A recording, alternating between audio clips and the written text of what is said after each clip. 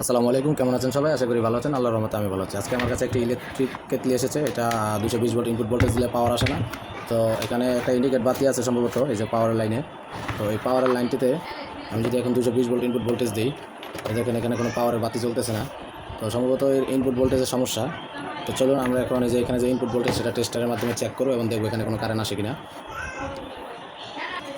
তো আমরা টেস্টারের মাধ্যমে এখানে লাইনগুলো চেক দিয়েছি, আমাদের এখানে কোনো প্রকার কারেন্ট আসতেছে না। তো এখন আমরা এটাকে খুলে দেখবো এর কী অবস্থা। তো চলুন আমরা এখন এটাকে খুলে দেখি এটা কী সমস্যা। তো এখন এখানে দুটি স্ক্রু আছে, স্ক্রুটাকে আগে খুলে নেব। তো কভারটি খুলে নিয়েছি। কভারটি খোলার পরে দেখতে পাচ্ছেন যে এখানে একটা সমস্যা দেখা দিয়েছে। সমস্যার কারণ হচ্ছে এখানে তার ভেঙে আছে, একটা আর্থিংয়ের তার ভেঙে আছে এবং আরেকটি লাইনের তার, যেটা আপনার 220 ভোল্ট ইনপুট ভোল্টেজ, এখানে তার ভেঙে আছে। তো চলুন আমরা তারগুলোকে সুন্দর করে ইনসুলেশন করে সোল্ডার করে দিই। তারপরে আবার এটা কানেকশন দিয়ে আমরা এই কেটলিটি বসাই দেবো কী অবস্থা। তো যে লাইন থেকে পিনটা ছুটে গিয়েছে আমি এটা যে হাতে নিয়ে নিয়েছি, আমি এখন এখানে সোল্ডার করে তারপর এখানে হিটসিং টিউব লাগিয়ে দেবো। তো আমি হিটসিং টিউবের মাধ্যমে লাইনগুলো ইনসুলেশন করে দিচ্ছি। এখানে কিছু তার ড্যামেজ হয়ে গেছিলো, আমি আলাদা একটু তার লাগিয়ে এখানে ইনসুলেশন করে দিয়েছি এবং এখন আর্থিংয়ের তারটাকে আমি এখানে সোল্ডার করে এখানে ইনসুলেশন করে দেবো। তো এই তিনটা তার, আর আমি এই তারটাকে সরাসরি এই পিনের মাধ্যমেই কানেক্ট করে দেবো। আমি এই পুরাতন পিনটাকে আর দিব না, এটাকে দিয়ে কোনো লাভ নেই, আমি এটা এখানে সরাসরি সোল্ডার করে দেবো। তো চলুন আমরা কাজগুলো করে ফেলি। তো লাইনগুলো দেখছেন অনেক সুন্দরভাবে সোল্ডার করে নিয়েছি আমরা। এই যে আর্থিংয়ের লাইনটাকে সোল্ডার করে নিয়েছি এবং এখানে তার অনেকখানি নষ্ট হয়ে গিয়েছিল। এখানে সোল্ডার করে হিটসিং টিউব লাগিয়ে দিয়ে তারপরে তার বাড়িয়ে এখানে সরাসরি আমি একটি পিনের গোড়া থেকে ভেঙে গেছিলো, পিন চেঞ্জ করে এখানে সোল্ডার করে আমি হিটসিং টিউব করে দিয়েছি এবং আমার এই লাইনটি ঠিক আছে। তো চলুন এখন আমরা এখানে 220 ভোল্ট ইনপুট ভোল্টেজ দেবো সিরিজ লাইনের মাধ্যমে এবং আমরা এখন এটাতে এই যে আমাদের যেই কেটলিটা রয়েছে আমরা এখানে এখন সরাসরি কানেকশন দিব এবং দেখবো আমাদের এখানে পাওয়ার আসে কিনা। তো চলুন আমরা এখন দেখি এটাতে পাওয়ার আসে কিনা। সিরিজ লাইনের মাধ্যমে সবসময় কাজগুলো করবেন।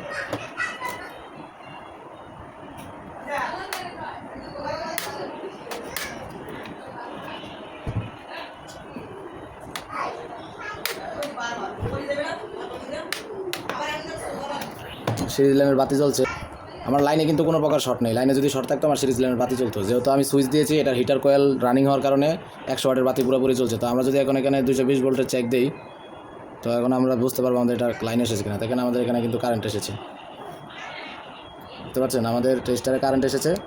এবং আমরা যদি এখন এটা চালাইতে হয় তাহলে আমাদের ডাইরেক্ট ভোল্টেজ দিয়ে চালাইতে হবে, কারণ এটা হচ্ছে কি আপনার 1500 ওয়াট, এর 1500 ওয়াট পাওয়ার। তো 100 ওয়াটের সিরিজ লাইন দিয়ে এটা কখনোই চলবে না। তো 100 ওয়াটের সিরিজ লাইনে এটা সবসময় ফুল আলোই দেখাবে।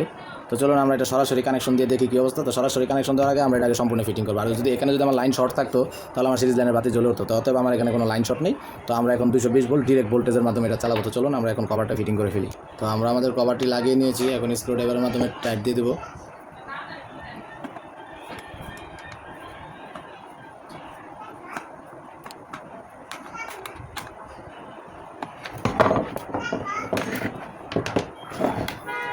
আমাদের এটা কিন্তু এখন কমপ্লিট। আমরা যদি এখন এটা 220 ভোল্ট ডিরেক্ট চালাতে চাই তাহলে আমাদের 220 ভোল্ট ডিরেক্ট লাইন দিতে হবে।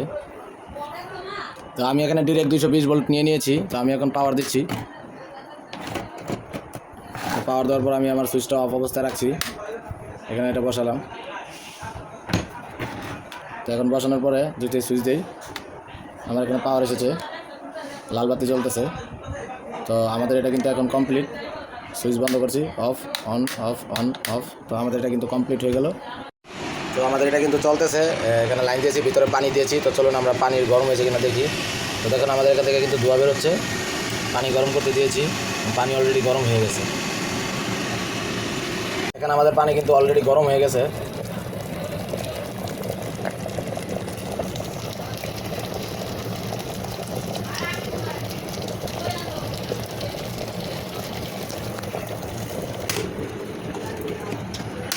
দেখেন আমাদের সুইচটা অফ হয়ে গেছে এবং লাইন বন্ধ হয়ে গেছে অটোমেটিক।